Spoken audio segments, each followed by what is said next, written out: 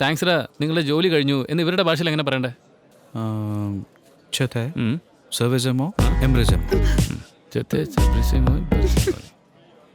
എന്താ എന്നെ കൊണ്ട് പറ്റില്ലെന്നാ?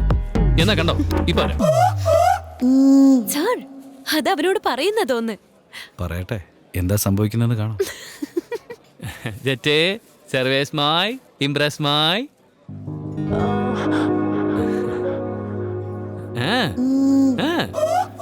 എന്താടാ കൈ കയറി പിടിക്കുന്നേ?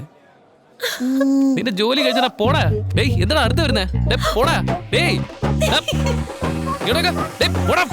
നിനക്ക് എന്നെ അറിഞ്ഞൂടാ? പോടാ യു നോ കം.